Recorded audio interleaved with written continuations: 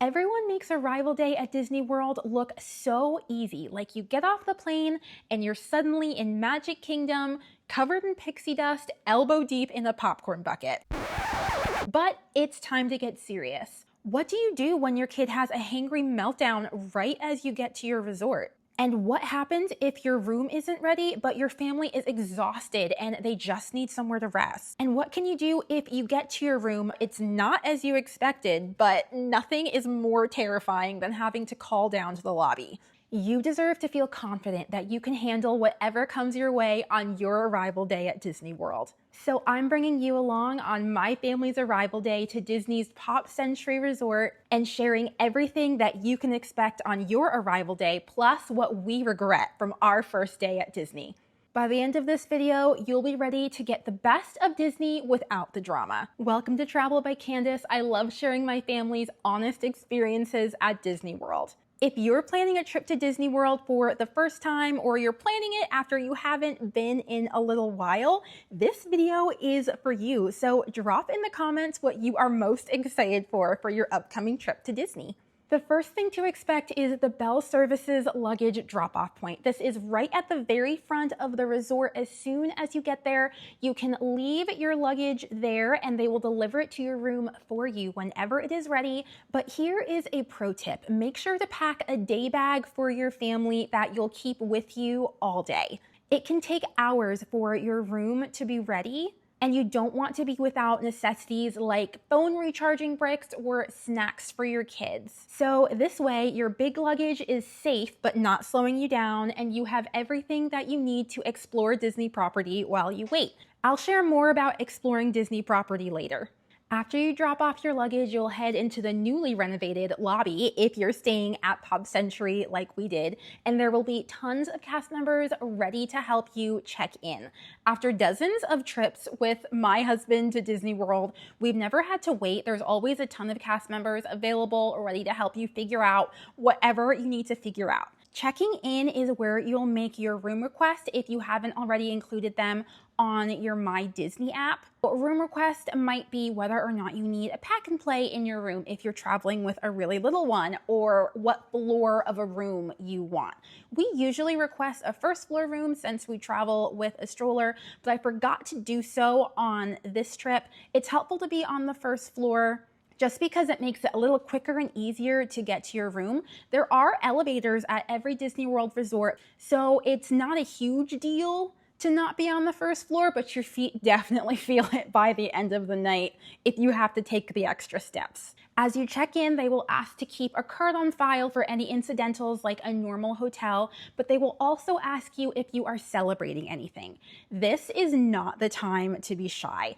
Disney has celebration pins that are completely free for all sorts of occasions like honeymoons, anniversaries, birthdays, or general celebrations for whatever brings you to Disney World. We have been blessed enough to celebrate birthdays, anniversaries, even our baby moon at Disney World. And we've been pixie dusted with cupcakes, signed cards from Mickey Mouse, and all sorts of things. So you never know what you might get.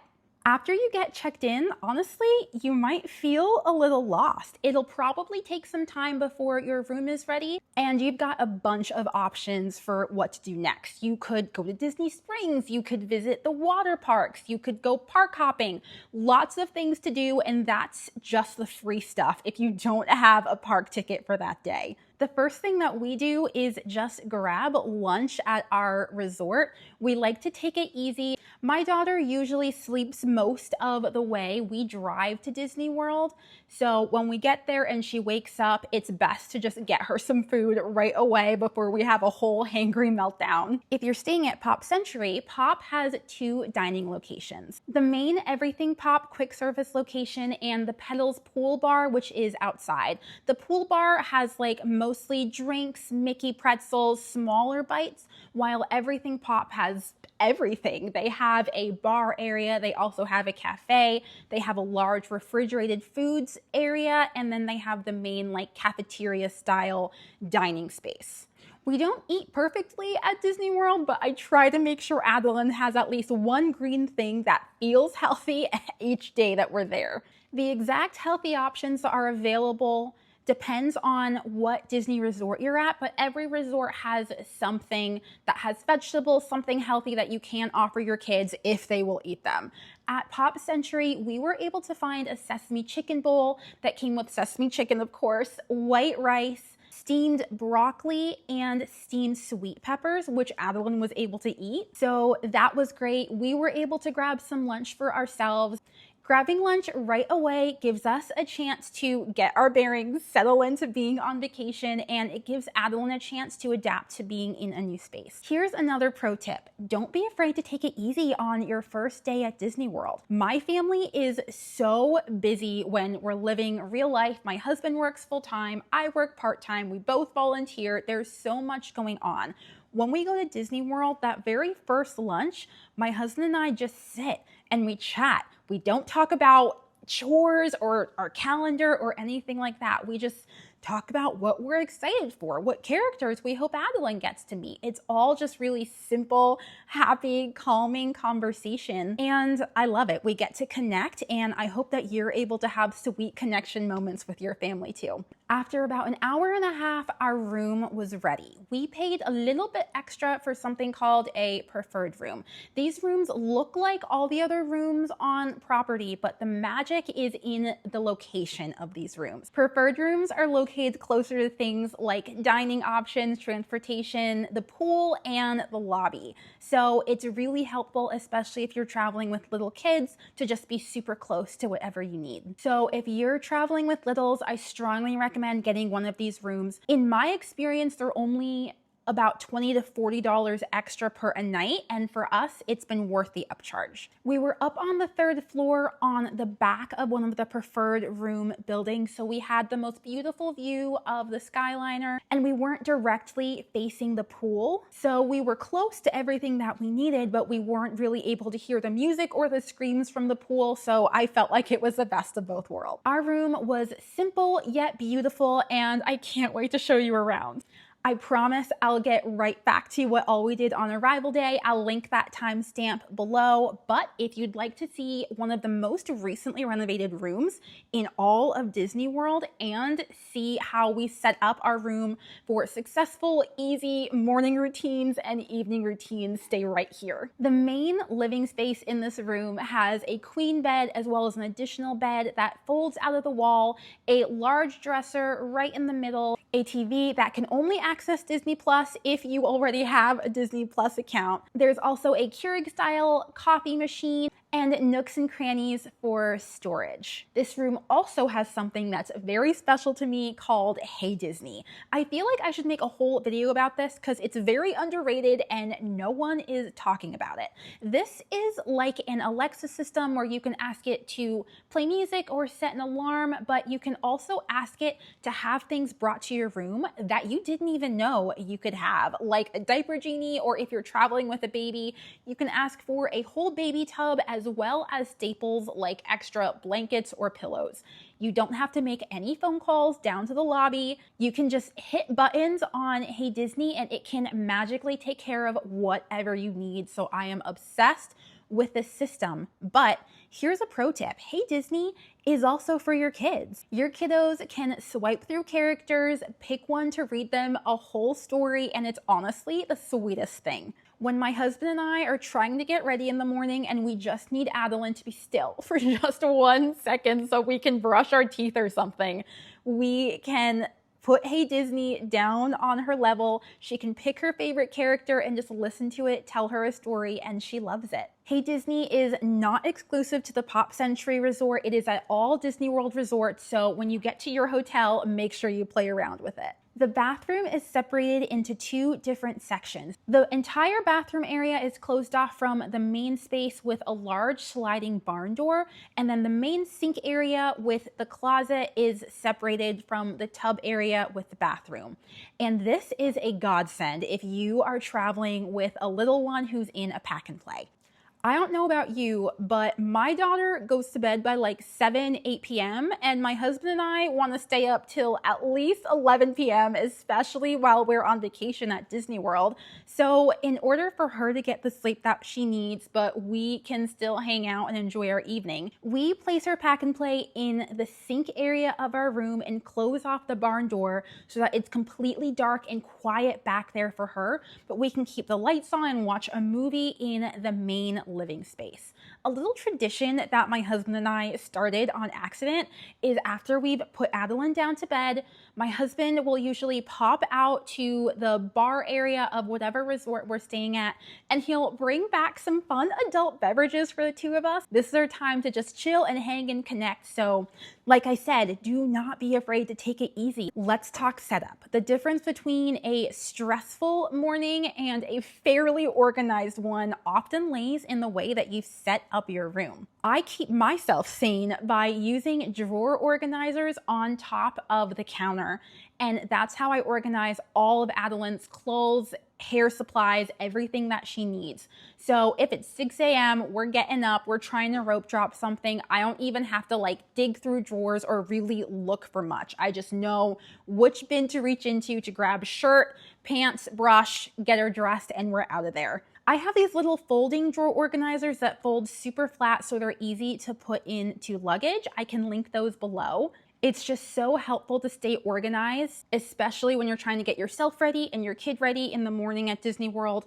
Organization is everything. Another thing that's super helpful in our setup is this cute little camping chair that can attach to the main sitting chairs in our room. Something that no one told me when I had my little girl is how few and far between it is to find chairs made for little bottoms. So when we go to our Disney resort, there's often nowhere for her to sit, and I don't want her just sitting on the floor all the time. So this cute camping chair can attach to the big people chairs that they have in there, so I can set her up with snacks or breakfast or whatever she needs in the morning or whenever we're hanging out in our room. This is another amazing thing I love bringing to Disney World with us. After we set up all of our things, stocked our fridge with waters and drinks, and made sure Adeline's stuff was all set up, we were ready to head out, and we decided to head to Disney Springs just because we love it there. Future Candace here. I totally forgot to share this money saving tip. We save so much money on our trips by always stocking our beverage cooler with waters and snacks, but if you don't have your own transportation to get to the store, use Instacart to deliver whatever you need right to your resort. Your wallet will thank you later. Like I mentioned before, you have lots of options of fun things to do on your arrival day at Disney World. If your room isn't ready, but your family just needs somewhere to sit down, cool down, and get a good meal, Disney Springs is the place to do it. If you're there on a Friday night, it's gonna be hopping. There'll be a lot going on, but we usually arrive at Disney World in the middle of the day, typically on a weekday. So there isn't a ton going on at Disney Springs. They have so many places that you can go with your family. We ended up stopping at this really fun, like outdoor music space where my husband and I got some drinks. My daughter ate a snack. It was great. It was relaxing. And then we did some shopping. So it was a really good afternoon. Plus, there's a ton of space for Adeline to walk around and get all of her energy out. And my husband and I are suckers for Disney merch. So it's really fun to just like see what new stuff is there from the last time we visited Disney World. Probably buy something we don't need. It's just a lot of fun.